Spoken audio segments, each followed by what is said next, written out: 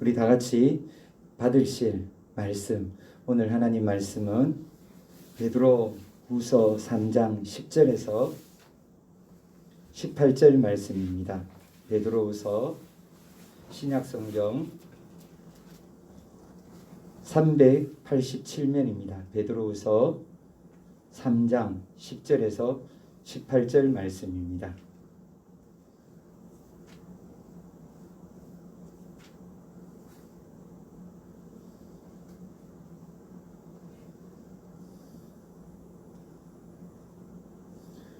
우리 다 같이 387면 베드로후서 3장 10절에서 18절 말씀을 한 절씩 우리가 교독하시겠습니다. 다 찾으셨습니까? 아직 못 찾으셨습니까? 387면입니다. 위에 300 위에 보면은 신약성경 387면입니다.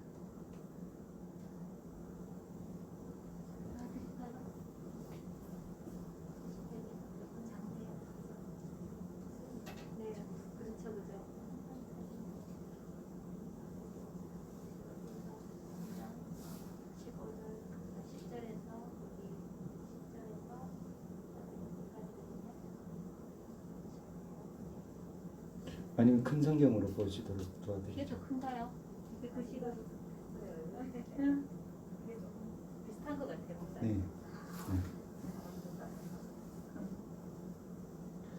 다 같이 한 절씩 교독하시겠습니다. 그러나 주의 날이 도둑같이 오리니 그날에는 하늘이 큰 소리로 떠나가고 물질이 뜨거운 불에 풀어지고 땅과 그 중에 있는 모든 일이 드러나리로다.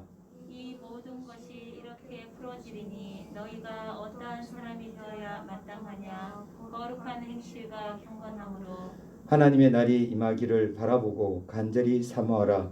그날에 하늘이 뜨거운 불에 타서 풀어지고 물질이 뜨거운 불에 녹아지려니와 우리는 그의 약속대로 의가 있는 곳인 새하늘과 새 땅을 바라보도다. 그러므로 사랑하는 자들아 너희가 이것을 바라보나니 주 앞에서 점도 없고 흠도 없이 평강 가운데서 나타나기를 힘쓰라. 또 우리 주의 오래 참으심이 구원이 될 줄로 여기라. 우리가 사랑하는 형제 바울도 그 받은 지혜대로 너희에게 이같이썼고 또 그 모든 편지에도 이런 일에 관하여 말하였으되 그 중에 알기 어려운 것이 더러 있으니 무식한 자들과 굳세지 못한 자들이 다른 성경과 같이 그것도 억지로 풀다가 스스로 멸망에 이르느니라. 그러므로 사랑하는 자들아 너희가 이것을 미리 알았은즉 무법한 자들의 미혹에 이끌려 너희가 굳센 데서 떨어질까 삼가라. 다 같이 오직 우리 주 곧 구주 예수 그리스도의 은혜와 그를 아는 지식에서 자라가라.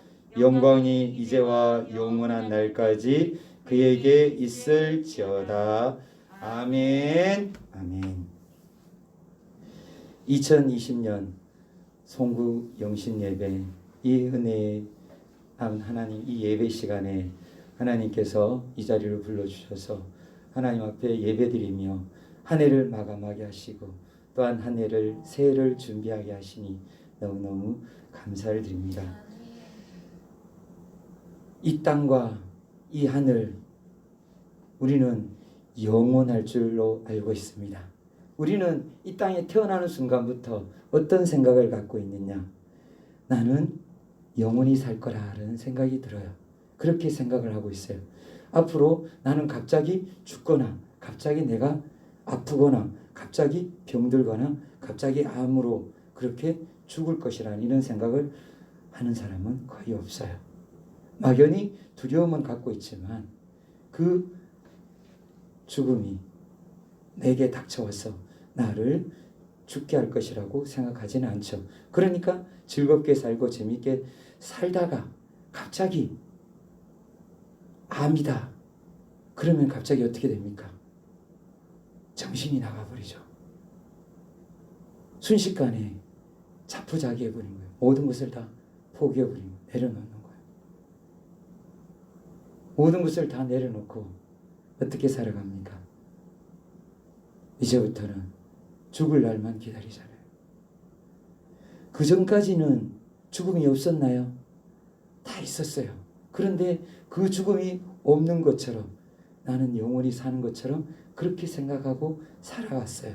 그런데 막상 그런 암이나 그런 병이 그런 것 죽음이 위기가 닥쳐오면 그제서야 죽음을 생각하게 되는 거예요.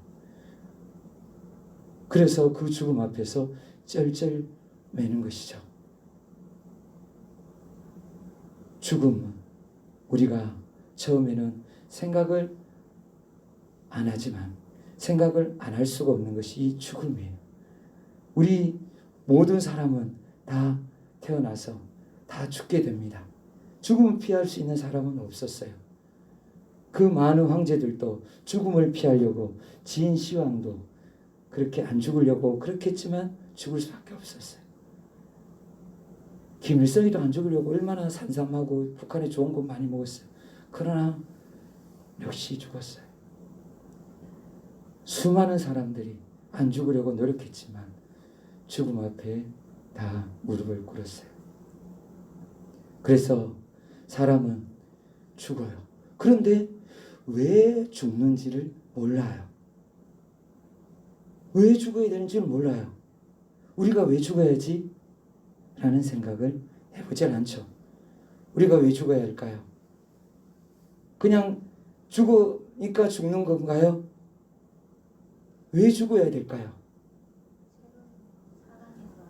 우리는 처음에는 영원히 살 수 있는 존재로 지음을 받았어요.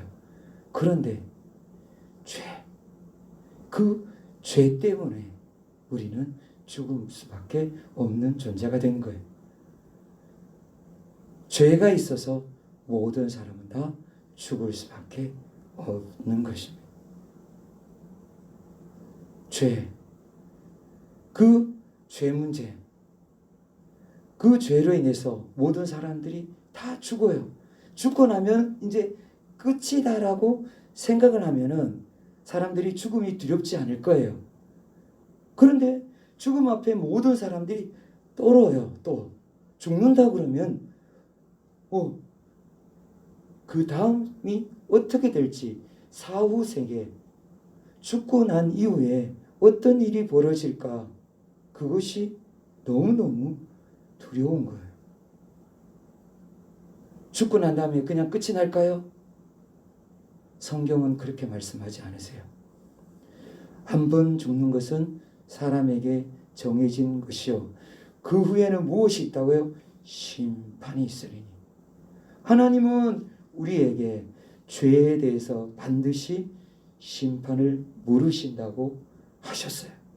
그 책임을 물으신다는 거예요. 우리는 누구도 피해가지 못하는 거예요. 그 누구도 죄에 대해서 피해갈 수가 없어요. 그 심판을 받게 되고, 그 심판을 받으면 어떻게 되나요? 거기에 대해서는 하나님이 가르쳐 주셔서 우리가 알잖아요. 하나님이 어떻게 가르쳐 주셨어요? 하나님은 천국으로 가는 사람이 있고 지옥으로 가는 사람이 있다고 하나님은 말씀해 주고 계세요. 하나님이 천국으로 가는 사람들은 거기에서 영원한 행복과 기쁨과 즐거움으로, 기쁨으로 영원 세월 살게 된다고 하나님은 말씀해 주시고, 지옥 가는 사람들은 너무 고통스러워.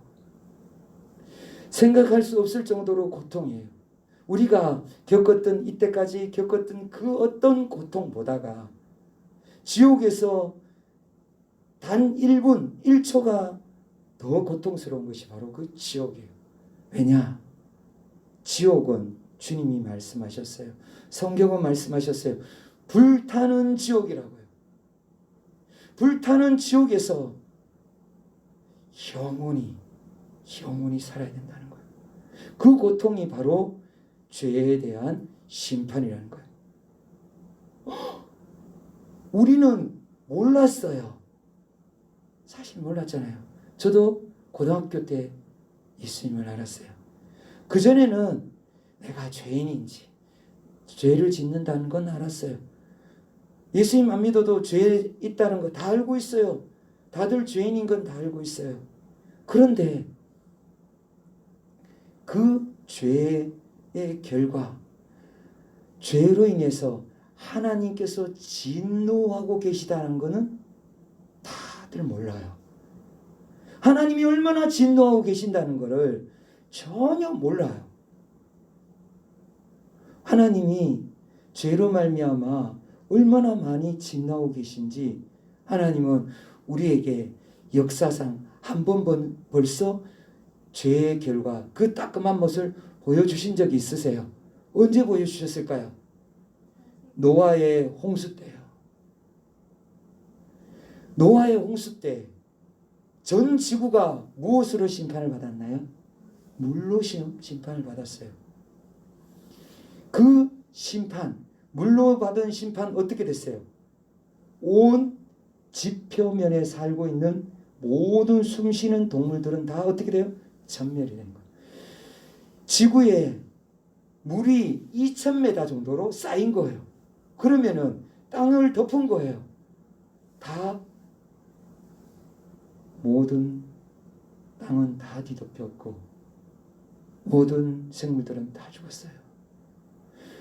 그 기록이 어디 있나요? 네, 성경에 생생하게 나와 있고요. 그 장면이 흔적으로 어디 나와 있나요?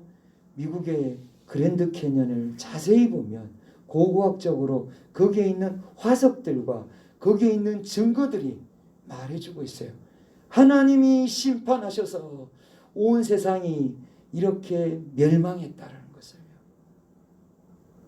그렇게 하나님은 우리에게 흔적을 남겨주셔서 하나님의 심판의 증거를 분명히 보여주셨어요. 또 최근에도 뉴스에 많이 나오는 노아의 방주가 태국의 터키죠. 태국이 아니라 터키의 아라라산에 있다는 거 들어보셨죠? 예. 인터넷 검색하면 나와요. 터키에 있는 아라라산에 노아가 탔던 그 방주가 발견됐다는 거예요. 러시아에서 제정 러시아 공산화되기 전 러시아에서 거기 황제의 명령에 의해서 조사를 다 했다라는 거예요. 그 조사된 자료에도 나온다는 거. 있다라는 거 조사를 했다는 거예요.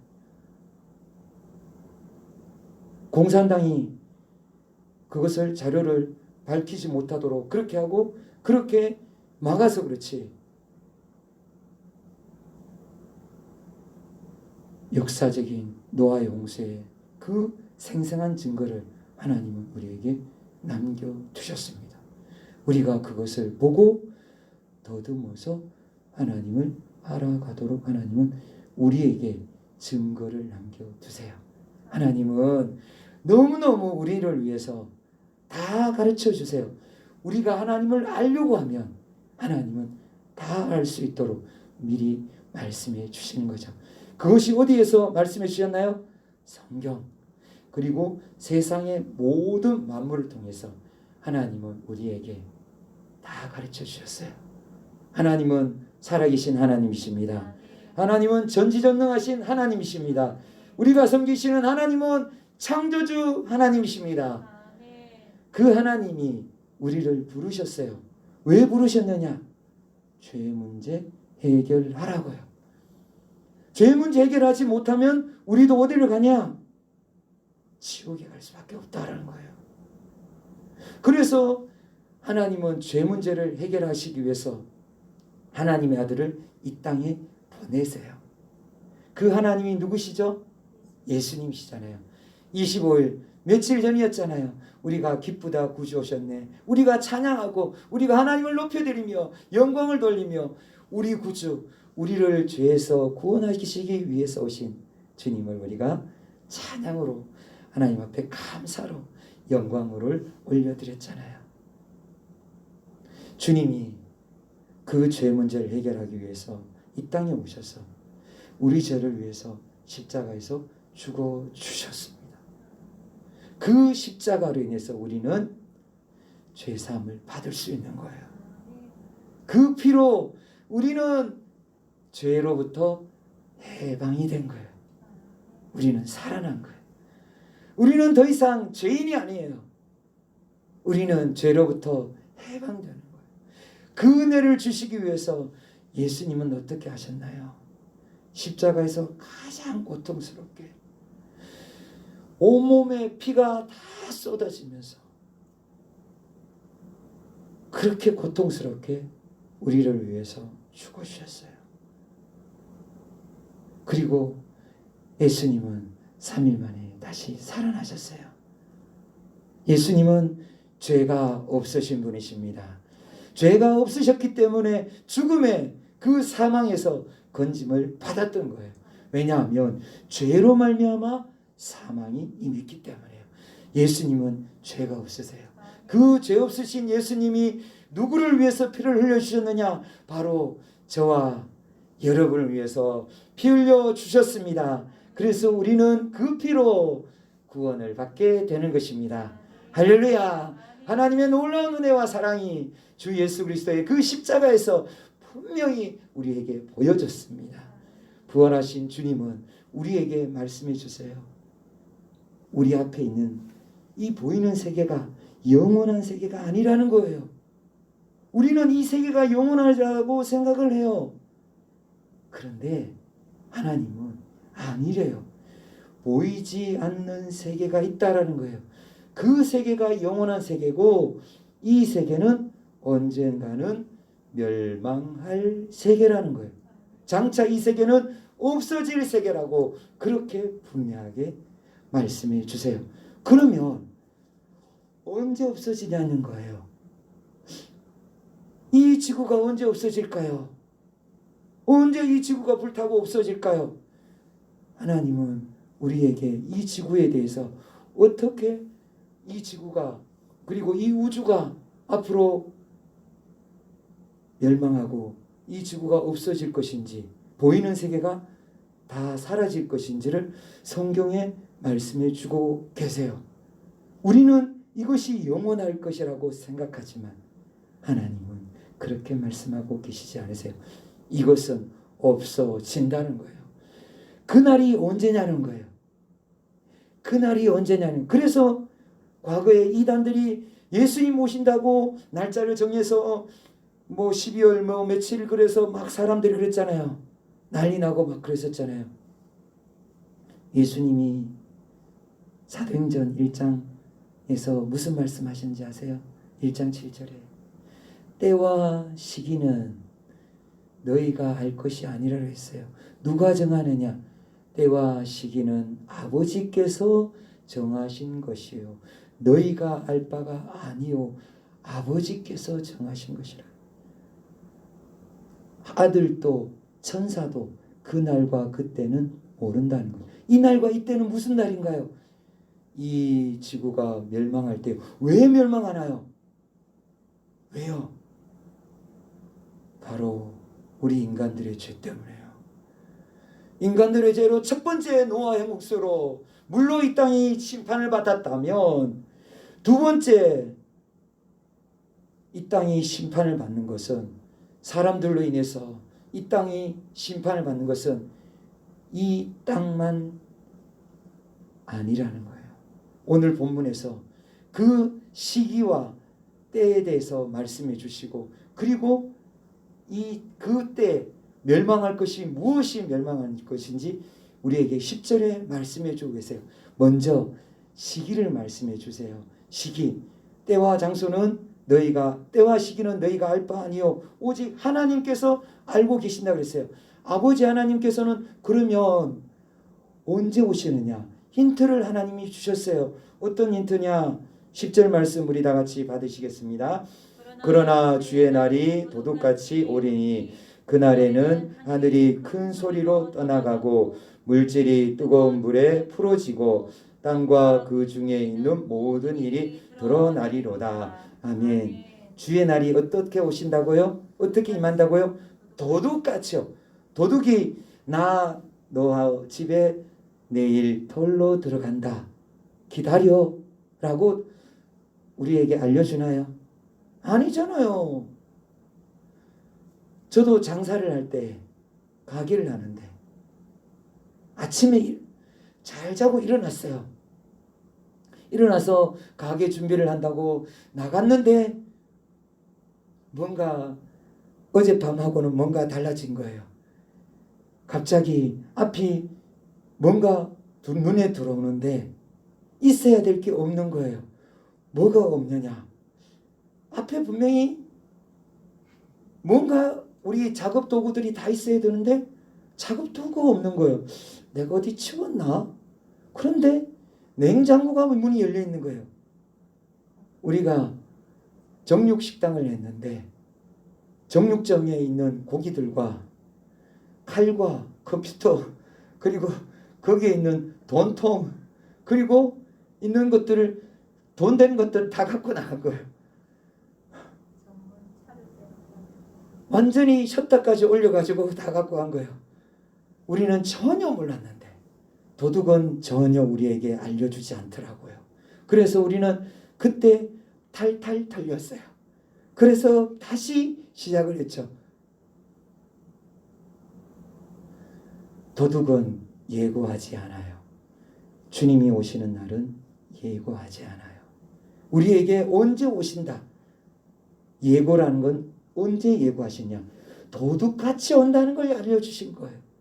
그러면 주님 도둑같이 오시는데 이 날이 언제인지 우리에게 힌트를 또 더 주세요 하면서 많은 사도들이 매달렸죠. 그래서 성경이 있는 거예요.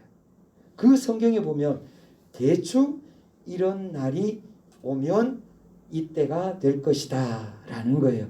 이것을 가나의 혼인잔치를 통해서 예수님이 말씀해 주셨어요. 가나의 혼인잔치에 보면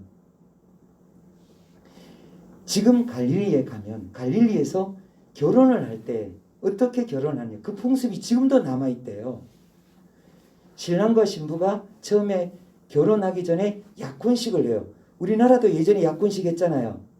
요즘은 거의 약혼식을 안 하지만 약혼을 하잖아요. 그래서 결혼은 누구와 언제 결혼 앞으로 결혼할 것을 서약합니다. 그러면서 서로 주고받잖아요. 그래서 약혼을 하는 거잖아요. 그리고 날짜는 이제 주고받고 이스라엘에도 마찬가지예요. 신랑과 신부가 사람들이 모인 그 앞에서 예비 신랑이죠. 예비 신부가 신랑이 신부에게 이야기를 하는 거예요. 내가 당신에게 청혼을 하겠습니다. 그러면 신부가 그때 결정권이 있는 거예요. 이 결정권은 전 세계적으로 없어요. 우리나라에서도 신부가 그 많은 사람들 앞에서 내가 이 사람하고 결혼하겠습니다. 이렇게 하는 거 없어요. 전 세계적으로 딱 한 곳에 있는 갈릴리 지방에 예수님이 태어나셨고 사셨던 그 갈릴리 호수가 있는 그 지방 근처에는 그렇게 결혼한다는 거예요. 신부가 결정을 해요. 신부 아버지가 결정하는 게 아니에요. 신부 아버지가 마음에 들어서 결혼하고 싶어 해도 신부가 그 자리에서 저는 결혼하기 싫어요 라고 하면 스톱이에요. 신랑이 결혼하고 싶어요? 스톱. 안 돼. 끝이에요. 그 자리에서 신랑이 결혼을 받아주세요라고 포도주를 이렇게 한 잔을 정성스럽게 따라서 주어서 그 포도주를 신부가 결혼을 하겠습니다 하고 받아 마시면 그것이 결혼을 승낙한다는 뜻이에요. 그걸 거부하면 결혼은 이루어질 수 없는 거예요. 그렇게 해서 신랑과 신부가 이제 결혼을 약속하고 1년간 준비를 해요. 신랑은 1년간 아버지 집에서 신부와 같이 살 방을 꾸미고 그리고 같이 살 공간을 만들어 가요. 준비를 하는 거예요. 1년 정도를 1년을 꼭요. 신부도 역시 마찬가지예요. 신랑과 같이 결혼할 그것을 꿈꾸며 결혼식 때 입을 드레스랑 결혼하고 난 다음에 그 살 분수를 준비하죠. 그래서 준비해서 딱 1년이 지나면 우리는 알려주잖아요. 몇 월 며칠 갈 것입니다. 함진납이라 그래서 옛날 먼저 함을 들고 갔잖아요. 그런데 갈릴리는 그게 없어요. 신랑의 아버지가 신랑에게 가라 그래야 가는 거예요. 통보가 없어요. 신부집에 알려주는 게 없어요. 언제부터냐? 1년이 지났을 때부터. 약혼식하고 1년이 지났을 때. 그때 신부집으로 가는데, 신부집에는 어떻게 하느냐? 신부와 신부 옆에 있는 신부 친구 들러리들이 기다리고 있는데, 마태복음 25장에 그런 내용이 나와요. 언제 오시는지 몰라요, 신랑이. 왜냐? 신랑의 아버지가 가라고 그래야 되는데, 신랑의 아버지가 가라고 하지 않으면 신랑은 갈 수가 없어요. 신랑의 아버지가 허락해야 되는데 신랑의 아버지가 사인을 안 주네요. 신랑은 마음이 동동동동거리고 있는데 아버지가 허락을 안 해줘요. 자고 일어났는데 허락을 안 해줘요. 그 다음날 하루가 흘렀어요. 그 다음날인가 싶었는데 또 가슴 저리고 자고 있는데, 신부도 마찬가지예요. 옷을 다 입고요. 드레스까지 입고 잔대요. 너무 놀랍지 않나요? 거기 풍습이. 언제 올지 모르는 거예요. 한밤중에 올지 새벽에 올지 모르는 거예요. 그래서 옷을 입고 자고 있는 거예요. 그렇게 자고 있는 그때 한밤중에 신랑 아버지가 아들아 가라. 신랑은 그때부터 나팔을 불고 난리가 나는 거예요. 동네가 떠들썩하게 신랑 친구들을 통해서 가자 그래가지고 신부집으로 막 나팔 불면서 가는 거예요. 동네가 잔치가 되는 거예요. 그때부터 잔치가 시작이 되는 거예요. 그래서 신부집에 가면 신부는 어떻게 하나요? 거기에서 바로 일어나서 나팔 소리를 보고 듣고 신랑이 온다는 걸 알고 바로 입은 그 옷을 입고 있었잖아요. 그러니까 바로 일어나서 가는데, 그때 신부 들러리가 마태복음 25장 보면은 10명의 들러리가 있는데 그 중에 5명은 지혜로운 들러리고 5명은 어리석은 미련한 들러리라고 소개를 하고 있어요. 지혜로운 들러리는 기름을 준비해요. 그런데 미련한 들러리는 기름을 준비하잖아요. 옆에 예비 기름을 준비해야 돼요. 그 기름이 예비 기름을 준비 안 했다 보니까 신랑이 온다고 딱 그럴 때 마침 등에 불이 떨어진 거예요. 신랑이 도둑같이 임하니까 갑자기 한밤중에 올 줄 누가 알았겠어요. 기름을 준비한 5명은 그 기름을 들고 등불을 밝히고 신랑을 따라 가는데, 신랑 집으로 가는데 나머지 5명은 그제서 시장에 살아가는 거예요. 시장에 갔다 오니까 벌써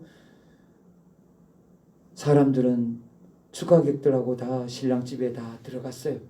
신랑 집에 들어가면은 참 특이한 게 어떤 것이 있냐면, 일주일간 혼인잔치를 하는데 그때 문이 바뀌어버리는 거예요. 문이 철컥. 그러면 그 문은 일주일간 7일간 열리지 않는 거예요. 밖에서 아무리 사정해도 열어주질 않는 거예요. 주님이 도둑같이 임하신 날이 바로 이 뜻이에요. 이렇게 한밤중에 갑자기 임하신다는 것이 바로 주님이세요. 누구의 뜻대로요? 아버지 하나님의 뜻대로. 그렇게 아버지 하나님의 사인이 떨어질 때 그렇게 이제 오신다는 거예요. 그래서 주의 날이 어떻게 해요?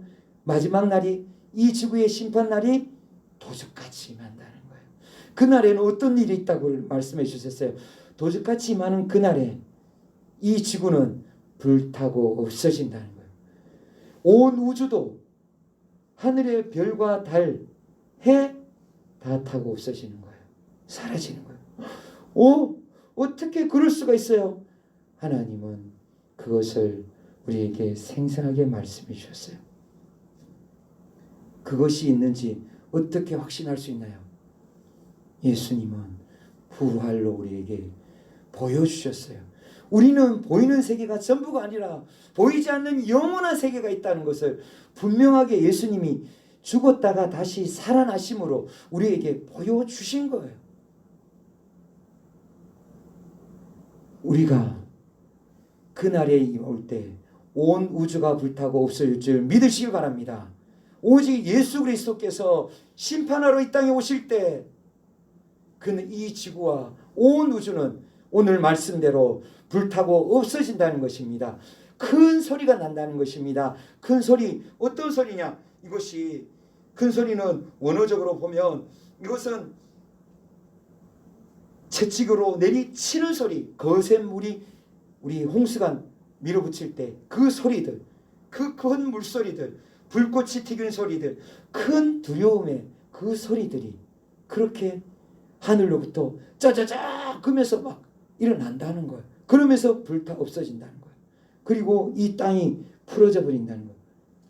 우리 쓰나미 올 때 쓰나미 올 줄 알아요? 모르잖아요. 바다에서 파도가 한 번만 툭 치니까 어떻게 돼버리는 거예요? 그냥 그게 순식간에 다 사라져 버리잖아요. 산사태 날 때, 눈사태 날 때 피할 수 있어요? 피해요. 그런데 하늘이 불타고 땅이 없어지는데 누가 피해요? 다 심판대 앞에 서게 되는 거예요. 다 심판대 앞에 서서 그날에 모든 사람들이 하나님의 심판대 앞에 서서 심판을 받는다고 하나님은 말씀하세요.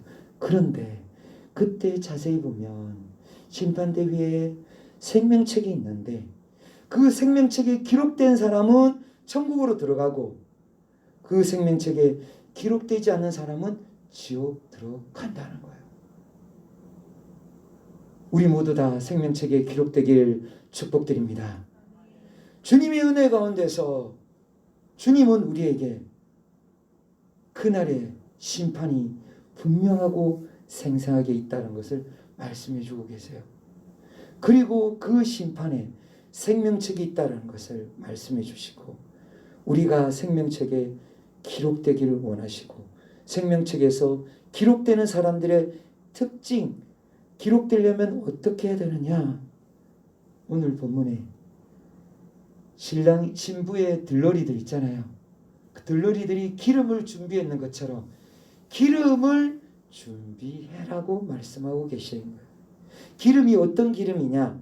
마태복음에 보면은 기름이 무엇인지 자세하게 소개가 되지 않아요. 그래서 어떤 사람은 그것이 믿음일 것이다. 그것이 믿음이라. 그래서 믿음을 준비해야 된다고 그러는데 베드로 사도는 그 등불의 기름이 무엇인지 오늘 베드로 후서를 통해서 예수님의 직제자 중에 수제자인 베드로 사도는 그 기름이 무엇인지 밝혀주고 계시는 거예요. 그 기름이 무엇이냐? 12절 말씀, 11절 말씀 우리 다 같이 11절 말씀 받으시겠습니다.